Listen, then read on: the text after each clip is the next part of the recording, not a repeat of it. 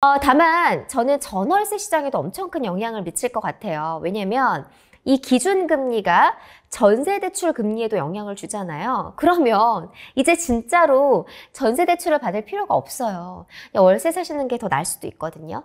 자, 그러면 월세로 이동하는 수요가 늘어날 거고 전세에 대한 부담으로 작용할 수가 있는데, 다만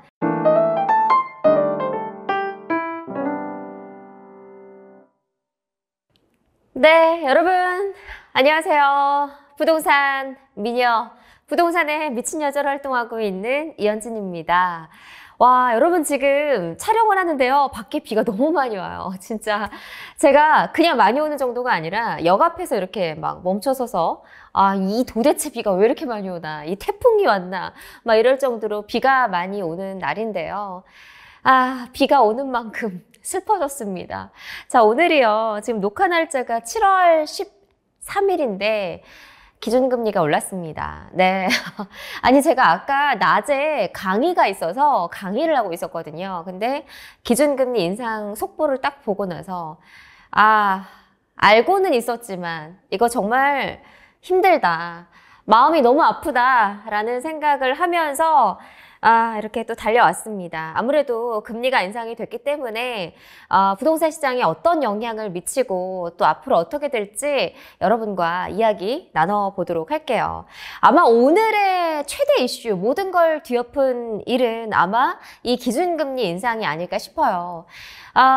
계속 예고는 했었죠. 뭐 한국은행에서 또 미국에서 연방준비위원회에서 우리 계속 금리 올릴 거야. 하반기에 2% 올릴 거고 우리 빅스텝 할 거야. 그냥 조금 올리는 게 아니고 많이 올릴 거야. 지금 물가가 너무 심해서 경제가 힘들어. 그래서 그것 때문에 기준금리를 올려야 해 라고 예고는 했었는데요. 저도 알고 있었는데, 알고 있었지만 막상 닥치니까 힘듭니다. 그리고 더 중요한 건 올해 한 번에서 두 번 정도 더 올릴 수 있다는 건데요. 자, 결론부터 말씀을 드리자면, 그러면 기준금리가 올랐을 때 부동산 시장에 어떤 영향을 미칠까? 네, 많은 영향을 미칠 것 같습니다. 지금 부동산 시장에서요, 다른 그 어떤 요소보다 이 기준금리 인상에 따른 대출금리 인상과 그 상환에 대한 부담감이, 공포가 압도적으로 강한 것 같습니다. 그래서 아마 금리가 인상이 됐기 때문에 앞으로 더 금리가 오를 거기 때문에 부동산 시장도 침체를 피하기 어려울 것 같습니다. 그래서 제 예상은 기준금리 인상에 따른 부동산 시장은 매우 영향을 많이 받고, 그리고 집값이 하락할 수 있는 굉장히 큰 요소가 될 것이다. 이뿐만이 아니라 매수 심리를 엄청나게 위축시키고 거래를 끊기게 만드는 아주 주요한 그런 변수이자 악재가 될 것이다 라는 말씀을 드리고 싶고요. 그리고 두 번째로는 집을 사는 사람들이 적어지면서 올해 하반기에 정말 더욱더 심각한 거래 절벽이 올 것이다 라는 예상이 들고요. 뭐 이런 상황에서 지금 집을 사겠다고 나서는 사람은 없겠죠. 거의 없을 것 같고요. 다만 정말 초초초 급매물이 나오지 않는 이상 그런 상황이 벌어질 것 같고, 전체적으로 시장이 참 어렵게 될 것이다 라는 말씀을 드리면서 이야기를 시작하도록 하겠습니다. 지금 모두 다 아실 거예요. 한국은행이 지금 7월 기준금리를 2.25%로 인상이 됐습니다. 초저금리 시대가 엊그제 같았는데 어느덧 금리가 계속해서 오르는 상황이고요. 지금 이번에 0.5%포인트를 올렸죠. 기본적으로는 이제 하느니 0.25%포인트 뭐 이렇게 작게 올렸었는데, 이번에는 0.5%포인트를 올리는 이 빅 스텝, 을 처음으로 단행을 했습니다. 자, 그러면 우리는 기준금리가 오르는 것보다 더 중요한 건 뭐예요? 내 대출금리가 오르고 앞으로 내가 산 집값이 어떻게 되며 내가 사야 하는 집값 그리고 내가 내 집 마련을 해야 되는 이 부동산 시장이 어떻게 될까가 궁금하시잖아요. 앞서서도 잠깐 말씀을 드렸지만 지금 압도적으로 부동산 시장을 압박을 하고 있습니다. 사실 제가 여러 번 말씀을 드렸지만 부동산 시장을 둘러싼 대내외적인 요소들이 굉장히 많죠. 우리나라는 이제 정책에 대한 변수가 굉장히 많고 또 가장 중요한 가격을 결정하는 수요와 공급의 논리도 적용이 되고 여기에 뭐 전세 가격, 매매 가격, 거래량 뭐 여러 가지 이런 변수들이 복합적으로 작용을 하는데요. 기준금리는 1등, 최고! 요즘에 그냥 모든 걸 뒤엎는 그런 상황이 된 것 같습니다. 일단은 이제 매수자들의 심리를 엄청 얼어붙게 하면서 반영이 되고 있는 것 같은데 실제로요 가격 하락세를 막 이끈다기보다는 이게 매수 심리가 워낙 많이 위축이 되고 막 집값에 대한 공포 그리고 이자 부담에 대한 공포 내가 막 하우스푸어가 될 수 있다는 이 절박감 막 이런 것 때문에 전체적인 시장이 이렇게 쭉 얼어붙고 한파가 이어지고 있는 것 같습니다. 저는 개인적인 생각은 그래요. 이게 집값 하락세를 이끄는 완전 결정적인 요소라기보다는 매수 심리 자체가 얼어붙으면서 거래량이 줄고 그리고 나서 약간 집값이 하락세, 이렇게 보합세를 보이는 차이인 것 같아요. 저한테 이렇게 물어볼 수 있겠죠. 야, 그게 뭔 차이야? 라고 하는데, 그러니까 큰 폭의 하락, 전체적으로 시장의 큰 폭의 하락을 바로 직격탄을 맞기보다는 일단 매수 심리를 얼어붙게 하는데 가장 큰 요인이 되지 않을까 싶습니다. 일단은 가만히 보면 주위에 보세요. 집 산다는 사람 요즘에 있나요? 거의 없을걸요. 제가 저번 주에도 세미나에 갔다 왔는데 집을 난 사겠어요 라고 하는 사람 저 거의 지금 못 봤습니다. 지금은 다 이렇게 지켜보면서 야, 금리가 이렇게 많이 오르고 있구나. 또 집값이 떨어지진 않을까. 앞으로 어떻게 될까. 난 언제 사야 될까. 뭐 이런 고민들을 나서면서 이런 상황에서 정말 내가 막 미친 듯이 모험을 해서 집을 사는 사람들은 없을 거라는 생각이 듭니다. 실제로요, 지표를 봤더니요, 주택 거래량이 뭐 올해 초부터 거의 없어요. 거래량이 막 엄청나게 줄어들고 있는 건 물론이고요. 대표적으로 주택 거래량을 이끌던 이 2030 세대들이 이제 집을 사지 않는다는 거죠. 이제는 집을 사지 말아야 할, 안아야 할, 참아야 할 타이밍이라는 걸 아는 것 같습니다. 그래서 저도 만약에 주위에 있다고 하면 저도 지금은 타이밍이 아니라고 말씀을 드리고 싶기는 해요. 왜냐면 그동안 이제 너무 많이 올랐고 그리고 지금 조정이 된다고 해도 사실 이렇게 큰 폭의 변동이 있다기보다는 아무리 대출을 많이 받아도 여력이 안 되는 측면이 많은 것 같고요. 그리고 무엇보다 우리는 직장인들이 대부분이시잖아요. 그러면 그 월급을 받아서 그 대출을 갚을 수 있는 여력의 한도가 딱 한정이 돼 있고 그리고 2030 그리고 생애 최초의 무주택자이신 분들은 이 대출에 대한 그 의존도가 되게 높아요. 왜냐면 현금 부자들은 그냥 현금으로 집을 사면 되는데 아직까지 무주택자이셨던 분들은 보유하고 있는 현금이 그만큼 적을 수 있잖아요. 그러면 대출에 의존을 해야 되는 거죠. 그러니까 우리 집 이렇게 아파트라고 하면 내가 방 한 칸 정도의 돈을 가지고 거실과 화장실과 거실은 그 현관은 모든 거는 거의 대부분 3분의 2는 대출을 의존해야 되는데 이 대출 금리가 오르면서 이게 부담이 될 수밖에 없는 그런 상황인 것 같습니다. 자, 지금 보면요. 서울도 심상치가 않아요. 지방은 물론이고 수도권도 직격탄을 맞았고 그다음에 이제 서울도 주춤하고 있는 상황입니다. 저는 최근에 제가 이제 조금 주의 깊게 본 거는 이제 강남 아파트 집값이었는데요. 뉴스 기사에서 보시면 저도 기자지만 강남 집값이 막 몇 억씩 내렸다 이런 기사들이 나오는데요. 사실은 팩트인 것도 있고 아닌 것도 있습니다. 지금 급매물의 일부 가격이 이렇게 떨어지긴 했지만 전반적으로는 보합, 위축, 조정기를 겪고 있는 것 같고요. 이런 광폭의 흐름은 보이지가 않고 있습니다. 근데 어쨌든 전체 시장을 이끄는 이 고가주택 시장인 강남이 주춤하다는 거는 조금 더 눈여겨볼 필요가 있는 것 같습니다. 자, 그 다음에요. 이제 보면은 그러면 이번에 빅 스텝을 했는데 그러면 한은에서 하반기에 또 금리를 올리겠다고 했죠. 자, 그러면 또 빅스텝을 한 번 더 한다고 하면 이제 막 3%, 2% 후반까지 기준금리가 이어질 거란 말이에요. 그러면 여러분, 아니 주담보는 어디까지 가는 거예요? 지금 주택담보대출 금리가 뭐 7월 기준으로 신규 대출이 뭐 7%, 8%까지 나오고 있잖아요. 그러면 9%, 이거는 심리적인 마지노선인데 10%까지 갈 수 있다는 얘기가 나오지 않겠어요?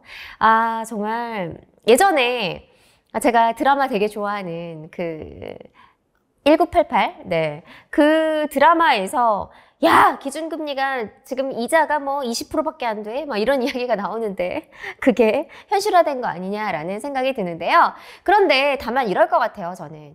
하반기에 금리를 한 번 더 올리면 어느 정도 시장이 좀 정리될 것 같아요. 지금은 이렇게 공포감이 엄청 만연해 있지만 일단 한 번 더 올리고 그냥 아예 기준금리와 대출금리가 어느 정도 높게 설정이 돼 있다면 그 다음에 내년 상반기로 돌아가서는 사람들이 다시 인지를 하죠.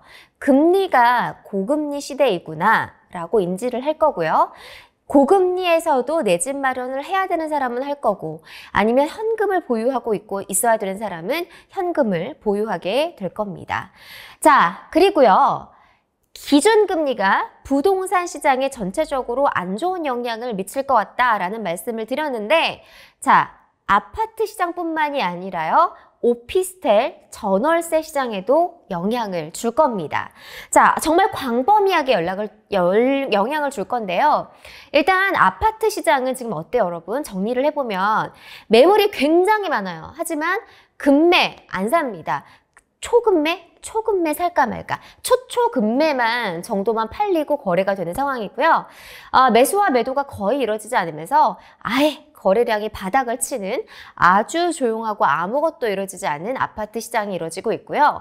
가격 같은 경우에는 이제 부동산 기사를 보시면 지금 엄청 떨어졌네 마네라고 하지만 실제 통계를 보면 이렇게 조정을 겪고 있는 것으로 보여요. 오름폭이 내리고 오르고 내리고 오르고 또 하락세를 이어갔다. 이런 상황이 벌어지고 있는 것 같고요.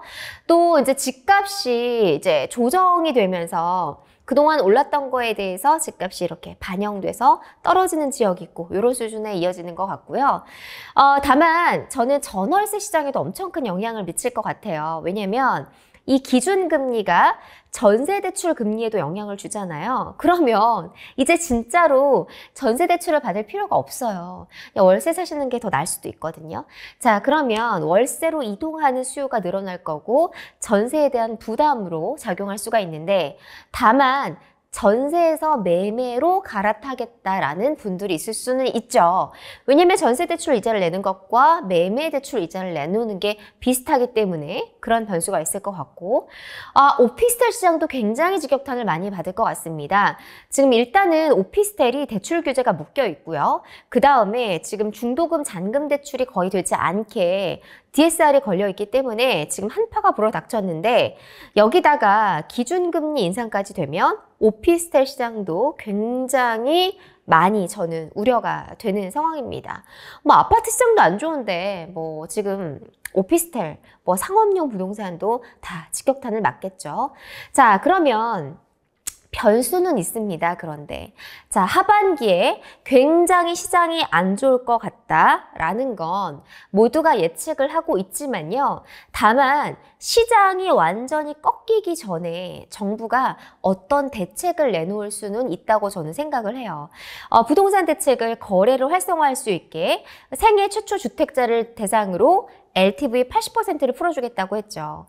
그런 부동산 규제를 쭉 완화한다면 그래도 시장이 엄청나게 가라앉지는 않지 않을까라는 생각을 해봅니다. 자, 오늘 영상 내용을 좀 정리해 보도록 할까요? 자, 쫄립니다. 네. 저도 대출 진짜 많이 받아서 지금 유지하고 있는 상황인데요.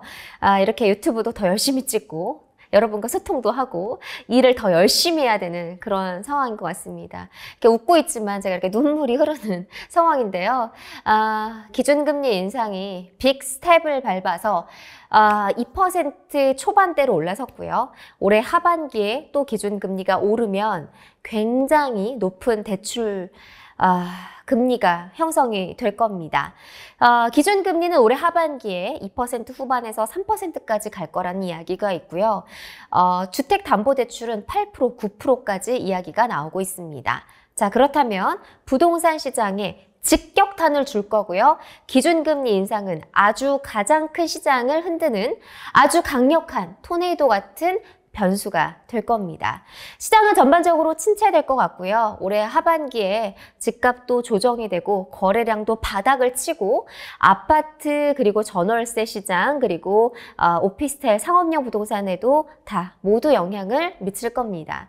올해 하반기에는 집값이 엄청 큰 폭으로 떨어진다기보다는 오르고 내리고 그리고 떨어지는 하락세의 모습을 보이면서도 가장 큰 문제는 거래가 떨어지는 그런 매수 심리가 엄청 공포스러운 상황이 이어질 것 같다는 생각이 듭니다.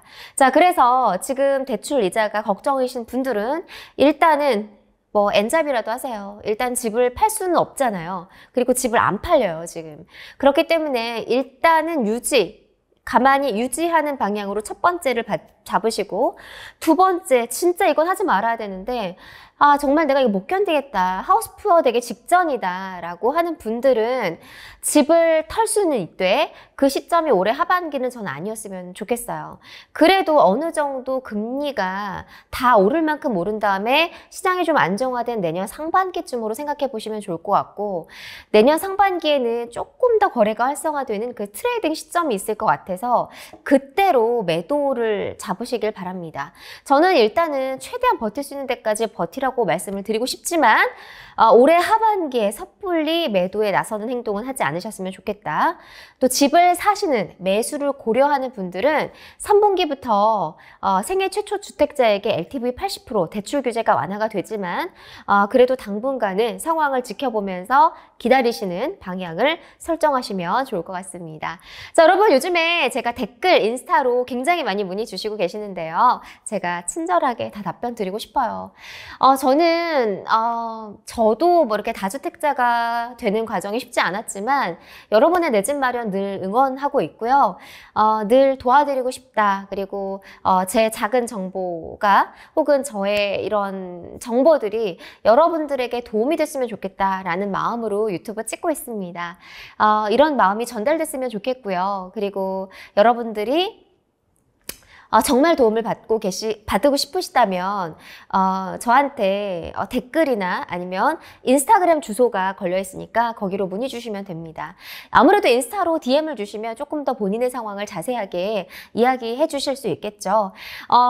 궁금하신 내용을요 조금 더 자세하게 적어주셨으면 좋겠어요. 왜냐면 제가 지금 어떻게 하고 계신지 정확하게 모르기 때문에 그래 주시면 도움이 될 것 같습니다. 여러분 이 영상이 도움이 되셨다면요 좋아요, 구독! 좋아요 눌러주세요. 여러분 좋아요 눌러주시면 저에게 엄청난 큰 힘이 되고요. 댓글 그리고 인스타 DM 보내주시면 답변 드리도록 하겠습니다.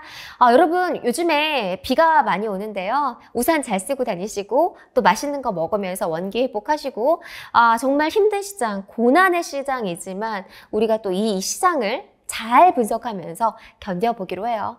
여러분 좋은 하루 되세요. 안녕.